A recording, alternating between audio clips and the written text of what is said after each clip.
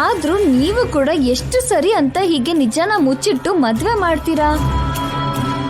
ಹೋಗ್ಲಿ, ಆ ನಿಜ ಹಾಗೆ ರಹಸ್ಯವಾಗಿ ಇದ್ಬಿಡುತ್ತಾ? ಇಲ್ವೇ? ನಿಜ ಗೊತ್ತಿರೋ ನನ್ನಂತವ್ರು ಇಲ್ಲ ಅಂದ್ರೆ ಇನ್ಯಾರಾದ್ರೂ ಚಾಣಕ್ಯಗೆ ನಿಜಾನೂ ಹೇಳ್ಬೋದು.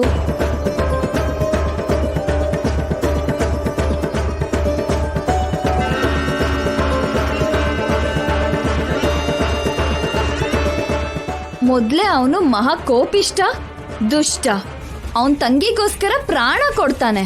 ನಿಜನ ಮುಚ್ಚಿಟ್ಟು ಮದ್ವೆ ಮಾಡಿ ಆಮೇಲೆ ನಮ್ ಇಡೀ ಫ್ಯಾಮಿಲಿ ಆ ಚಾಣಕ್ಯನ್ ಕೈಯಲ್ಲಿ ಸಾಯ್ಬೇಕಾಜಿ ಅವ್ರೆ. ನಮ್ ಮನೇನ ಸ್ಮಶಾನ ಮಾಡ್ಕೋಬೇಕಾ? ಯೋಚನೆ ಮಾಡಿ. ಇದೆಲ್ಲ ನಡೆಯುತ್ತೆ ಅಂತಲ್ಲ, ಹೀಗೆ ನಡೆಯೋದಕ್ಕೆ ಅವಕಾಶ ಇದೆ ಅಂತ ಹೇಳ್ತಿದ್ದೀನಿ. ಇಷ್ಟೇ ಆದ್ರೂ ಅಭಿದಿವ್ಯಗೆ ನಾನು ಅಮ್ಮ ಇದ್ದಾಗೆ ಅಲ್ವಾ? ನೀವ್ ಯೋಚನೆ ಮಾಡ್ಲಿಲ್ಲ ಅಂದ್ರೂ ನಾನ್ ಯೋಚನೆ ಮಾಡ್ಬೇಕು ಅಲ್ವಾ? ಅಕ್ಷತೆ ಹಾಕೋಕೆ ಬಂದು ಅಸ್ಥಿನ ತಗೊಂಡ್ ಹೋಗೋ ತರ ಆದ್ರೆ ಎಷ್ಟು ನೋವಾಗುತ್ತೆ.